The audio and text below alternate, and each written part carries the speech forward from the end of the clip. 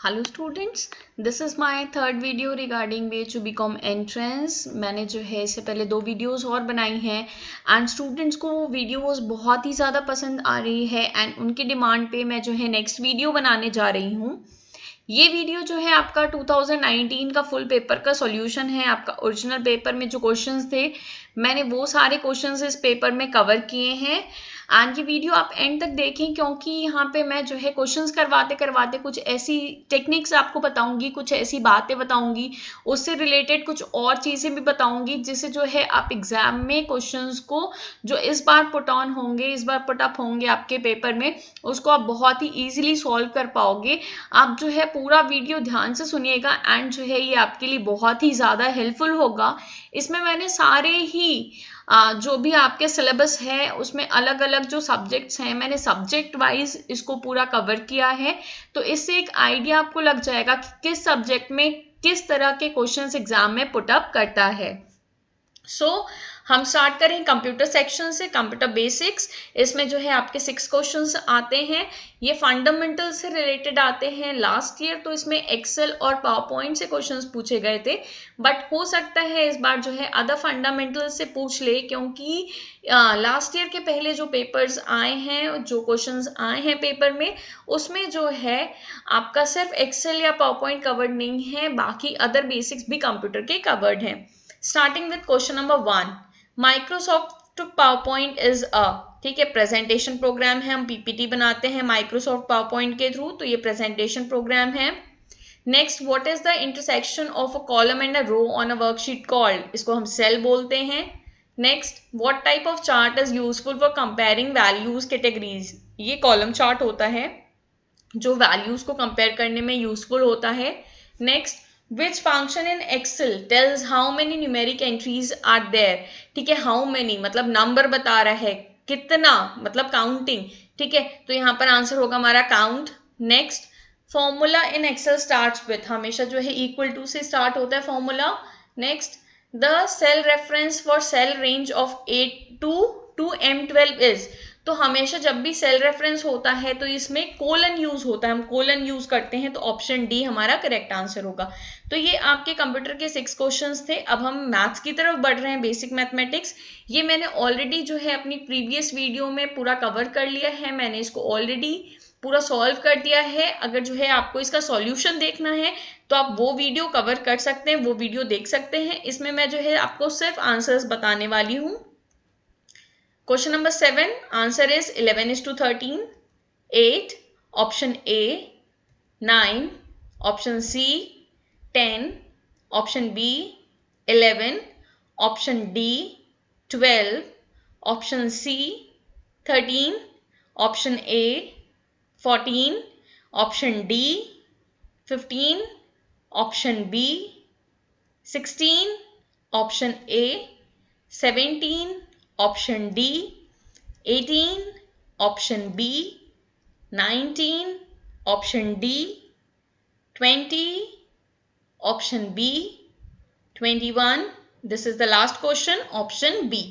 तो ये तो आपके मैथ के सारे क्वेश्चंस थे। इसके पूरे सॉल्यूशन के लिए आप मेरी प्रीवियस वीडियो देख सकते हैं।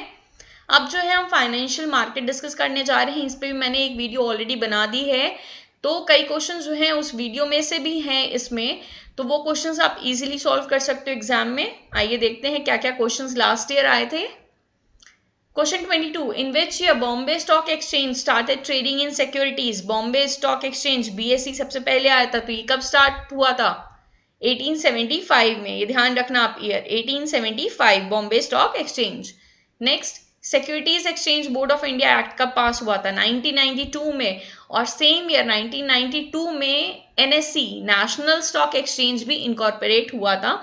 ये सेम ईयर है 1992, आपको ये याद रखना होगा। Next, the objectives of listing securities is to provide, ठीक है, all of the above, liquidity, marketability, investor protection, ये तीनों ही प्रोवाइड करती है listing of securities.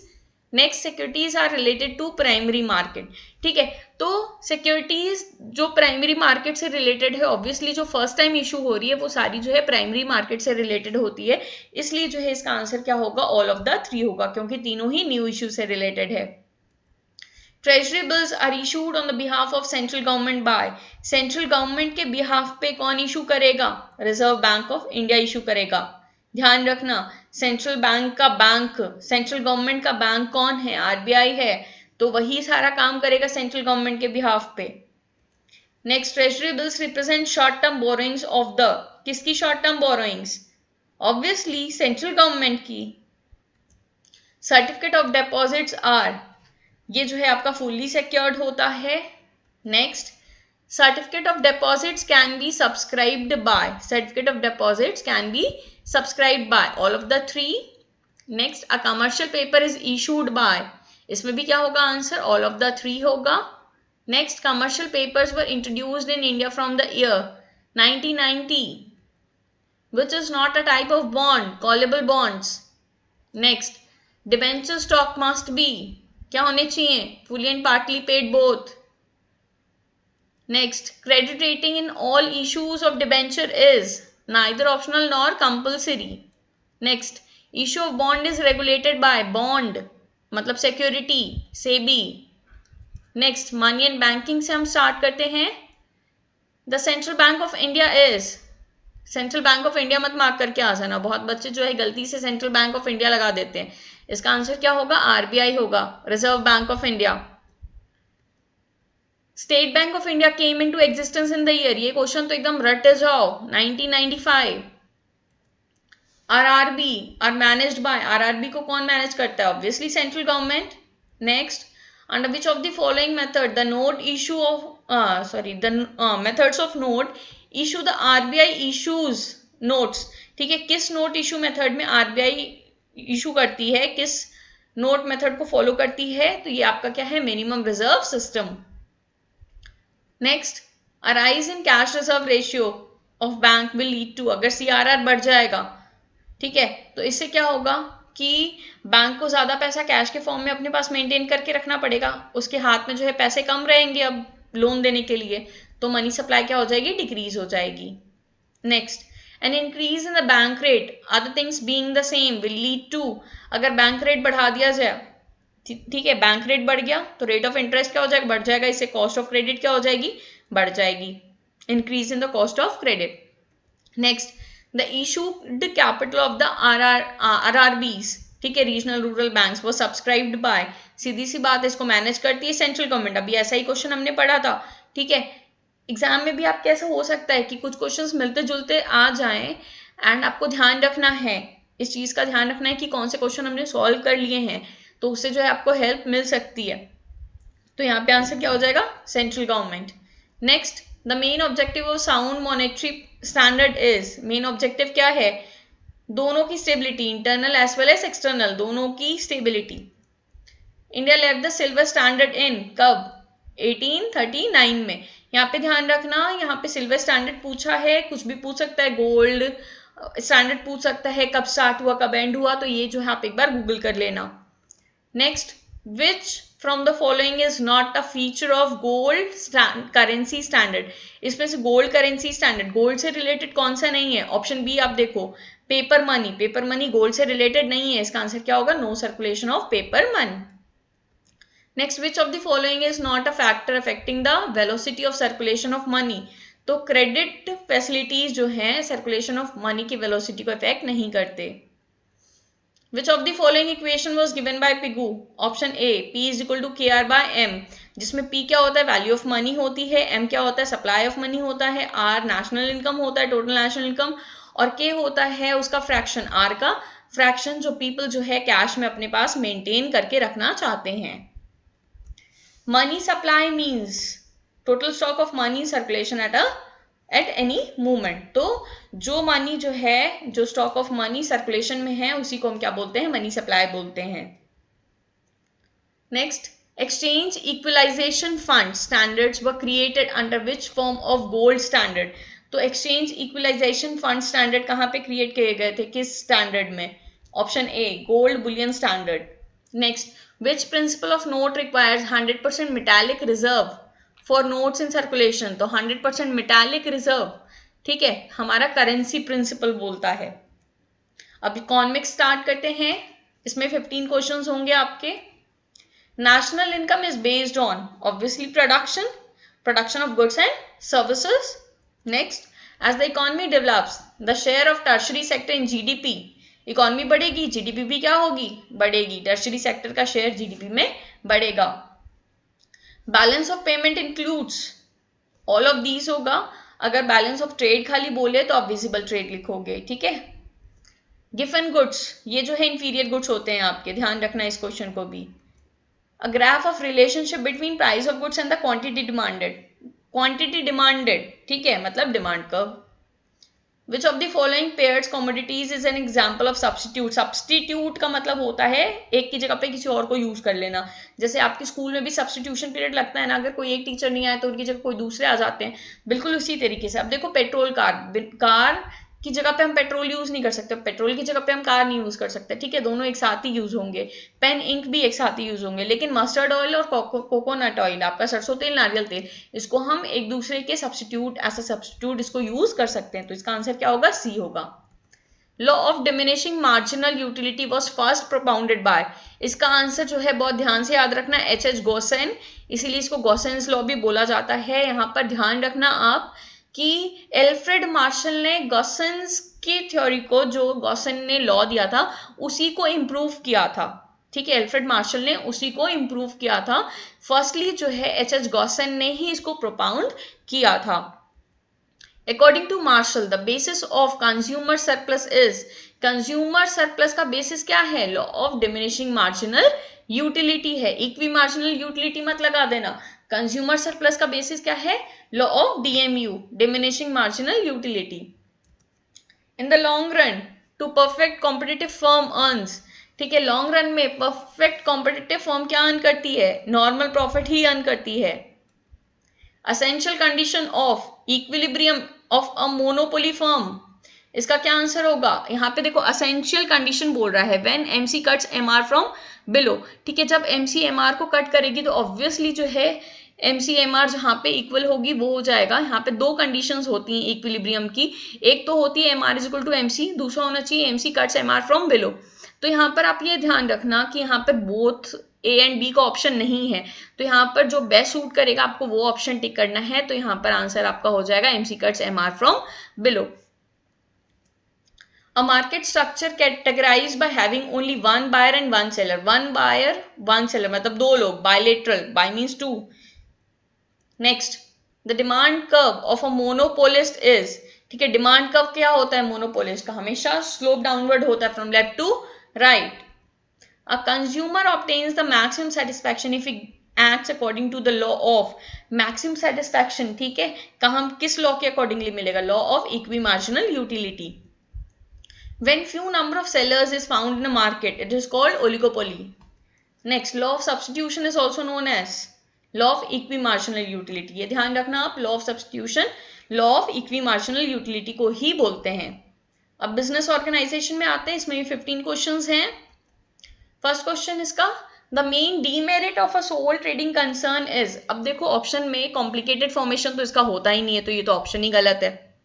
Absence of personal element, ये भी ऑप्शन गलत है क्योंकि इसमें पर्सनल एलिमेंट ही तो होता है, क्योंकि एक ही बंदा है वो तो कस्टमर से डायरेक्ट डील करता है.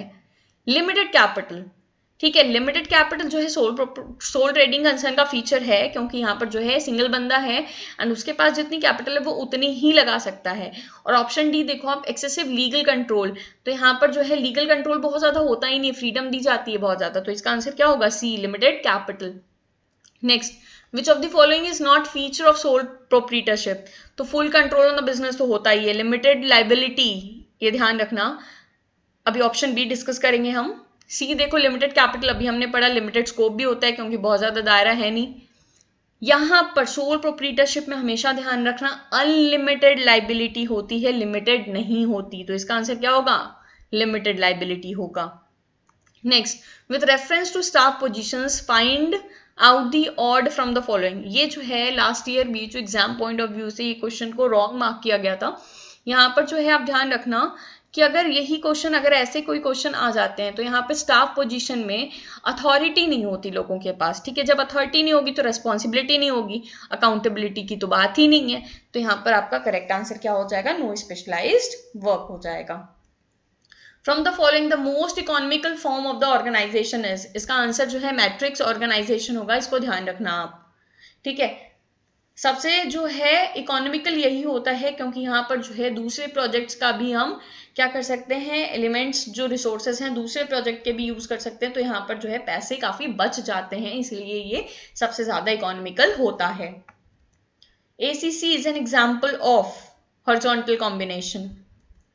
सर्कुलर कॉम्बिनेशन का दूसरा नाम है mixed combination. In line and staff organisation the staff is vested with, staff के पास जो है कोई भी अथॉरिटी नहीं होती है, no authority to issue orders. Next, the least democratic form of organisation, देखो जो लाइन ऑर्गेनाइजेशन होता है उसको मिलिट्री फॉर्म ऑफ ऑर्गेनाइजेशन बोलते हैं, ओल्डेस्ट फॉर्म ऑफ ऑर्गेनाइजेशन बोलते हैं। तो मिलिट्री में डेमोक्रेसी बहुत ज्यादा नहीं होती, यहाँ पर क्या है, लाइन ऑर्गेनाइजेशन आपका आंसर होगा। Next, line organization is the most suitable form of organization for which type of the business following business units. तो line organization जो है यहाँ पर जो है सब कुछ लाइन में सारी चीजें होती है, मतलब लाइन से लोग अथॉरिटी फ्लो होती है फ्रॉम टॉप टू बॉटम, तो ये जो है स्मॉल बिजनेस यूनिट्स के लिए ज्यादा सुटेबल होता है। In partnership to minor can be partner, ठीक है, पार्टनरशिप में जो है माइनर जो है किस चीज के लिए पार्टनर हो सकते हैं, only two benefits of the partnership firm. As per Companies Act 2013, 1% company, ये जो है प्राइवेट कंपनी होती है, ध्यान रखना 1% कंपनी जो है आपकी प्राइवेट कंपनी होती है। नेक्स्ट, एज पर Companies Act 2013 in general, the maximum gap, time gap specified between two annual general meeting of a company is, यहाँ पर आंसर होगा नॉट मोर देन 15 months, ठीक है। आप जो है एक बार स्टैट्यूटरी मीटिंग का देख लेना, ठीक है, एक बार जो है टाइम ड्यूरेशन स्टैट्यूटरी मीटिंग का देख लेना, हो सकता है कि उससे जो है इस बार क्वेश्चन पूछ ले। Next, when two or more steel companies combine it is a case of horizontal combination. Pools and cartels are a form of federation. Amalgamation is a form of complete consolidation. अब business environment पे आते हैं। देखो business environment का scope आपका बहुत vast है। Last year जो है पेपर में आपका इन्वायरमेंट से जो है क्वेश्चंस कवर कर लिया गया था बहुत ज्यादा, तो यहाँ पर आपको बिजनेस इन्वायरमेंट में मेनली ये चीज ध्यान रखनी है कि आप जो है जो अलग अलग ऑर्गेनाइजेशंस बनाए गए हैं उनके ईयर आप याद रख लो। आप जो है LPG अच्छे से पढ़ लेना, न्यू इकोनॉमिक पॉलिसी आप अच्छे से पढ़ लेना बिजनेस इन्वायरमेंट में, एंड इन्हीं सब से जो है मेनली ज्यादा क्वेश्चंस यहाँ पे पुट अप हो सकते हैं। First question, which of the following is a method of job evaluation, तो यहाँ पे आंसर होगा ranking method. Next, the Indian trade union act was passed in, Indian trade union act का पास किया गया था 1926 में, ये आपको मेमोराइज करना है। Name the first trade union established इन 1920, जो पहला ट्रेड यूनियन स्टैब्लिश हुआ था वो हुआ था AITUC, इसका फुल फॉर्म है all India trade union congress. First industrial policy of free India आजाद हो गई थी 47 में, ठीक है, ये जो है 48 वाली जो पॉलिसी है ये फ्री इंडिया की है, 1948 हमारा आंसर होगा। यहाँ पे आप 1956 मत मार्क कर देना, यहाँ पे आपका आंसर क्या है 1948। Next, the economic environment of a business include, यहाँ पे बोल रहा है इंडस्ट्रियल पॉलिसी, इकोनॉमिक कंडीशन, तो ऑल ऑफ द थ्री, ये तीनों ही होती हैं। नेक्स्ट, फिजिकल इन्वायरमेंट इंक्लूड, जो हमारा फिजिकल इन्वायरमेंट होता है उसमें क्या है, नेचुरल सोर्सेज, क्लाइमेट, वाटर, ये सारी चीजें होती हैं, तो इसका भी आंसर क्या होगा, all of the three. In which year did the industrial dispute act came into operation, तो 1947। Which state in India is estimated to have largest coal reserve? Jharkhand. Which one of the following rivers has been declared as national river? Ganga. Where is the Forest Research Institute of India located? Dehradun. The term mixed economy, देखो इस तरीके के questions आपके business environment से related होते हैं, ठीक है। The term mixed economy denotes क्या होगा, coexistence of private and public sectors, दोनों ही है। Which of the following can be called as a part of service sector? इसमें से सर्विस सेक्टर कौन सा हो सकता है, banking. A trade policy refers to, क्या होगा, एक्सपोर्ट इंपोर्ट पॉलिसी। इस तरीके के क्वेश्चंस भी आपके बिजनेस एनवायरनमेंट का पार्ट है। The abbreviation NABARD stands for, ये तो सब जानते ही हो, ठीक है, national bank for agriculture and rural development. Economic planning is an essential feature of, economic planning किसका एसेंशियल फीचर है, मिक्स्ड इकोनॉमी का। अब जो है हम करंट इकोनॉमिक अफेयर्स देख लेते हैं। Which of the following is not covered under GST, तो इसमें आप जानते हो नेचुरल गैस।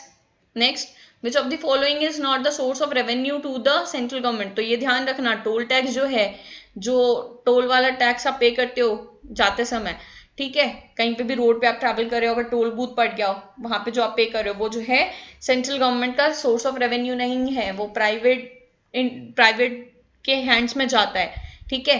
तो यहाँ पे ध्यान रखना toll tax. An instrument of qualitative credit control, तो जो ये आपका है open market operation, change in reserve ratio, bank rate policy, ये तीनों ही क्या है, क्वांटिटेटिव है, इनको मेजर कर सकते हैं। क्रेडिट रेशनिंग क्या है आपका, क्वालिटेटिव है। The headquarter of WTO Geneva में है। Tax on import and export is known as custom duty. Which one of the following is not a tool of fiscal policy, इसमें से कौन सा फिस्कल पॉलिसी का टूल नहीं है, तो इंटरेस्ट रेट, ये ऑड वन आउट था, आप देख सकते हो। Taxation, public debt, public expenditure, ये तीनों एक जैसा है। इंटरेस्ट रेट जो है ये आपका मॉनेटरी पॉलिसी का पार्ट होता है। Who propounded the monetary theory of the trade cycle, याद कर लो इसको, RG Hawtrey. Fiscal deficit is total expenditure minus total receipts, जब खर्चा ज्यादा हो और आमदनी अठन्नी खर्चा रुपया, ठीक है, वो डेफिसिट की सिचुएशन होती है। फिस्कल डेफिसिट क्या है, total expenditure minus total receipts है। Who is the chairman of NITI Aayog, prime minister. Now moving on to business management. A specific statement which specify what must be done or what should not be done in a specific situation, देखो general statement बोलता तब तो policy हो जाती, यहाँ पर आप policy mark करके मत आ जाना स्टेटमेंट वर्ड पढ़ के, यहाँ पे स्पेसिफिक स्टेटमेंट बोल रहा है, इसलिए इसका आंसर क्या होगा, स्ट्रैटेजी होगा। Next, which of the following is not a feature of organisation, यहाँ पे जो है अननोन पीपल जो है ग्रुप में नहीं आते, ये जो है ऑर्गेनाइजेशन का फीचर नहीं है। ग्रुप ऑफ अननोन पीपल, ये जो है ऑड वन आउट है। Do or die, no question of why, तो ये करना ही करना है, कुछ भी हो जाए करना है, करो चुपचाप, तो ये क्या है, ऑटोक्रेटिक है। From the following which is the best technique of coordination, coordination की best technique, leadership. The full form of BEP analysis, break even point analysis. Process of predicting the future situation, forecasting. Consumer is always right, consumer हमेशा सही है, ये क्या है, हमारी policy हो सकती है, हमें यही मान के चलना है। Every subordinate should be given direction by one and only superior, सिर्फ एक, मतलब कि unity of command. Which of the following is an advantage of line organisation, line organisation का एडवांटेज क्या हो सकता है, flexibility. Next, which of the following statement is not true with reference to committee organization, यहाँ क्या होगा, there may be an informal committee, ये जो है नहीं हो सकती, कमिटी ऑर्गेनाइजेशन फॉर्मल होना चाहिए। which of the following is not an advantage of successful direction, high labor turnover, ठीक है, मतलब कि लोग जो है ज्यादा छोड़ करके आपकी कंपनी को जा रहे हैं, तो वो गलत बात है। When a plan is formulated before experiencing a problem, it is called, मतलब कि अभी देखा ही नहीं, पहले ही रिएक्ट कर दिया, मतलब proactive. With reference to line and staff organization, which of the following is a staff position, staff position, ठीक है, मतलब कि आपके डिपार्टमेंट्स के, तो यहाँ पर क्या हो सकता है, all of the three होगा। Which of the following is not a part of control, इसमें से कंट्रोल का पार्ट कौन सा नहीं है, सेटिंग स्टैंडर्ड बोलता तो वो होता पार्ट, यहाँ पे नॉन सेटिंग ऑफ स्टैंडर्ड्स बोल रहा है, तो ये कंट्रोल का पार्ट नहीं है। After which of the following managerial function direction is needed, आप पढ़ लो स्टार्टिंग से, planning, organising, staffing, directing, controlling, तो स्टाफिंग आएगा आंसर। अब फाइनेंशियल स्टेटमेंट एनालिसिस पे आते हैं, यहाँ से भी आपके 15 क्वेश्चन एग्जाम में आते हैं। Question 1, which of the following is not true, आपको जो है ऐसे क्वेश्चंस में जहाँ पे बहुत लेंदी क्वेश्चंस दिए हैं, बहुत पेशेंस के साथ ऐसे क्वेश्चंस करने होते हैं। यहाँ पर आप पहला ऑप्शन पढ़ो, financial statements are prepared on the basis of accounting principles and conventions, तो ये तो बिल्कुल सही बात है। आप ऐसे क्वेश्चंस में क्या करो, एलिमिनेशन गेम खेला करो। यहाँ पर जो है ऑप्शन ए जो है आपका ट्रू है तो ये जो आंसर नहीं होगा। Next, any changes in accounting principles और methods will affect the utility of the financial statement. सीधी सी बात है, अगर प्रिंसिपल या मेथड में कुछ चेंज आएगा तो फाइनेंशियल स्टेटमेंट की यूटिलिटी में भी चेंज आ जाएगा। Next, during the period of high inflation the amount associated with items are adjusted to current price level. ठीक है, तो यहाँ पर जो है करंट प्राइस नहीं, करंट प्राइस लेवल नहीं, करंट प्राइस इंडेक्स सीपीआई के बेसिस पे निकाला जाता है यहाँ पर। ठीक है, तो आपका जो नॉट ट्रू वाला ऑप्शन है वो सी होगा। स्टिल हम फोर्थ वाला पढ़ लेते हैं। Financial statements record only those transactions which can be expressed in monetary units only. सीधी सी बात है, मनी के टर्म्स में ही हम रिकॉर्ड करते हैं, तो ये भी ऑप्शन हमारा क्या है, ट्रू है। तो जहां पे हमें कंफ्यूजन हो रही है, हमें हो रही है ऑप्शन सी में कंफ्यूजन, तो ये हमारे यहाँ पर आंसर क्या हो जाएगा, ऑप्शन सी हो जाएगा। Next, the comparative financial statement show. तो हमारा जो कंपैरेटिव फाइनेंशियल स्टेटमेंट होता है वो क्या शो करता है, absolute figures in rupee, increase and decrease in absolute figures, absolute data in percentage. तो I think all of the three होगा। Next, common size statements are the form of. तो जो कॉमन साइज स्टेटमेंट होता है इसका format तो आपको पता ही होगा, वर्टिकल एनालिसिस होता है ये।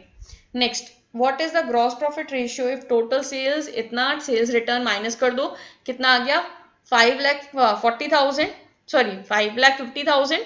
ठीक है, यहाँ पर कॉस्ट ऑफ गुड सोल्ड आपकी 4,40,000 दी हुई है, तो ग्रॉस प्रॉफिट कितना हो गया आपका, यहाँ पर से आपका ग्रॉस प्रॉफिट जो है माइनस कर लो, आप जो है 1,10,000 हो जाएगा। फॉर्मूला लगा दो, gross profit upon net sales into 100, आपकी वैल्यू आ जाएगी 20%। तो यहाँ पे आप ध्यान रखना, आपको नेट सेल से डिवाइड करना है। अ लो स्टॉक टर्नओवर रेशियो इंडिकेट्स। ठीक है, अगर स्टॉक टर्नओवर लो है तो ये क्या इंडिकेट करता है, मतलब आपने बहुत ज्यादा इन्वेस्टमेंट कर रखा है स्टॉक में। Next, long term solvency is indicated by, long term solvency, ठीक है, वो जो है आप डेट इक्विटी से देख सकते हो, long term. Next, collection from book debts, इसको हम क्या बोलेंगे, कलेक्शन फ्रॉम बुक डेट्स। इससे क्या होगा, no effect on current ratio. सीधी सी बात है, हमने पैसे कलेक्ट किए तो एक इफेक्ट हमारा कैश पे पड़ा, दूसरा हमारा डेटर्स पे पड़ा, तो करेंट रेशियो में कोई भी चेंज नहीं आएगा, क्योंकि दोनों ही जो है करेंट असेट्स में इफेक्ट पड़ा, एक बढ़ा एक घटा, तो हमारा करेंट रेशियो चेंज नहीं होगा। फाइनेंशियल स्टेटमेंट्स आर, ये क्या होते हैं, आपके रिकॉर्डेड फैक्ट्स होते हैं।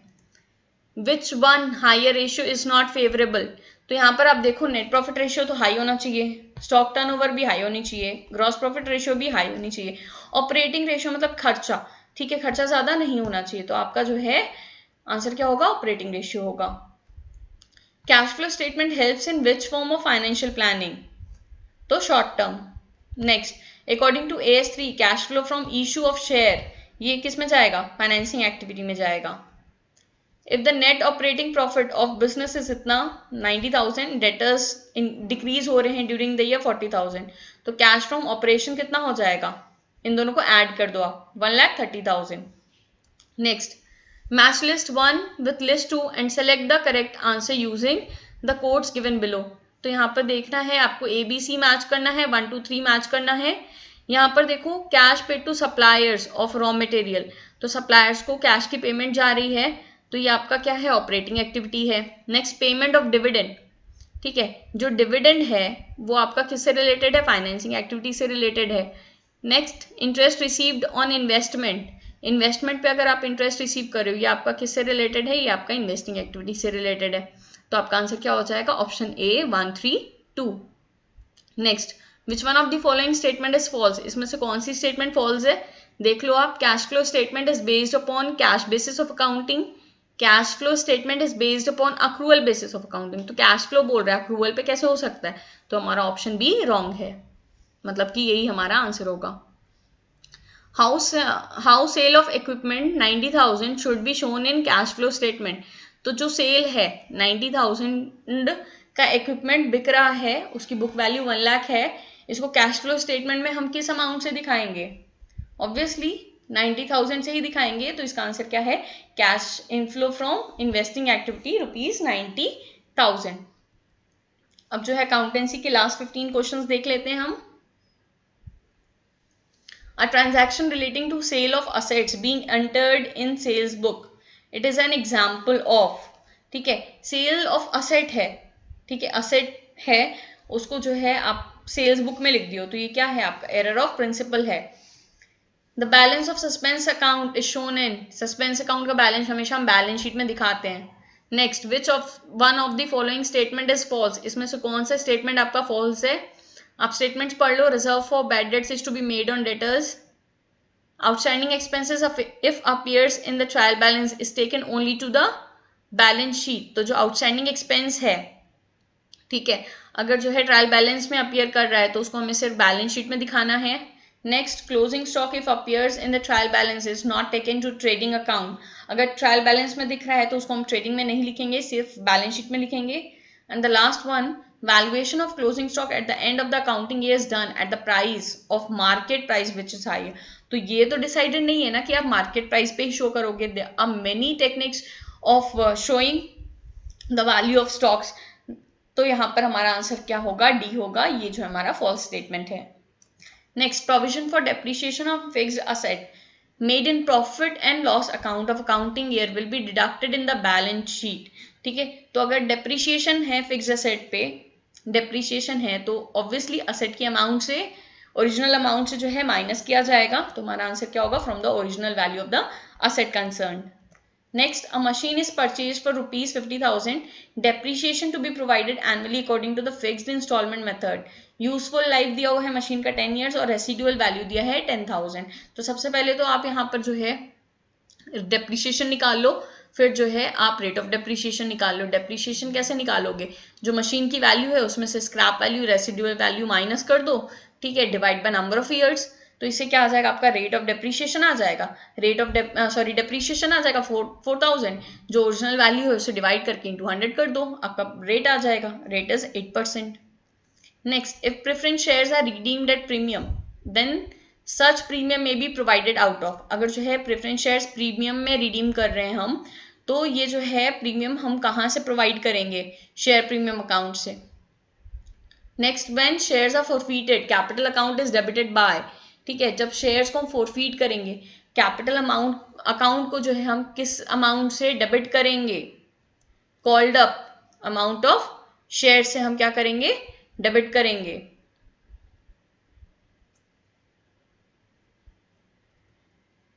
Premium on issue of shares can be used for, ठीक है, प्रीमियम जो है ऑन इशू ऑफ शेयर्स, इसको हम इशू ऑफ बोनस शेयर्स में यूज कर सकते हैं। Next, after the debentures are redeemed, the balance in the sinking fund account is transferred to general reserve. Next, debenture holders are creditors of the company. The goodwill brought in by the new partner is withdrawn by old partner in there.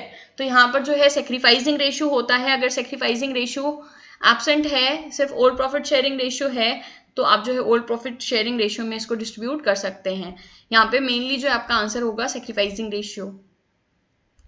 XYZ partners हैं, तो यहाँ पर सिर्फ एक ही condition दी हुई है, ऐसे case में क्या कर सकते हैं हम, जो है जो पार्टनर हट रहा है उसका शेयर हटा दो, बाकी जो बचा हुआ है अमाउंट आप जो है उसको रेशियो में ऐसा रेशियो लिख सकते हो। देखो जैसे यहाँ पर आप जब इसको सॉल्व करोगे, एलसीएम लोगे यहाँ पर, तो आपका आ जाएगा 5:4:1, एक्स जा रहा है तो बचा क्या 4:1, तो यहाँ पर आंसर क्या हो जाएगा आपका 4:1। Next, in case of retirement और death of partner all accumulated profit and losses are transferred in capital account of partners in the old profit sharing ratio. Next, bank balance as per passbook is 20,000, dividend दिया है 1,000 collected by bank but entered in cash book as ₹100, मतलब कि जो 900 है, 900 जो है cash book में कम लिखा हुआ है, यहाँ पर जो है बैंक बैलेंस में 9,000 आपका एक्स्ट्रा दिया लिखा हुआ है, कैश बुक में क्या लिखा है 100 लिखा है, 1000 की जगह पे हमें बैलेंस जो है यहाँ पे कैसे दिखाना है, यहाँ पर जो है हमें कैश बुक के हिसाब से दिखाना है, तो कैश बुक में तो हम रिकॉर्ड कर नहीं पाएंगे क्योंकि ये डिविडेंड तो बैंक ने कलेक्ट किया है ना, तो हमें क्या पता, हमें पता ही नहीं कि कितना डिविडेंड आया, तो यहाँ पर जो है हम इसको अमाउंट को माइनस कर देंगे, कितने अमाउंट को 900 को माइनस करेंगे, हमारा आंसर क्या आएगा 19,100 आएगा। And the last one, bank reconciliation statement is, ये क्या होता है, एक सेपरेट स्टेटमेंट होती है। Thanks for watching the video. कोई भी डाउट है तो आप वो मुझसे पूछ सकते हो। I will help you out in solving it, in clearing it out. Keep studying, keep rocking. अगर अभी तक आपने मेरा चैनल सब्सक्राइब नहीं किया है तो इसे आप जरूर सब्सक्राइब करें। Please like, share and subscribe. Have a good day. Bye bye.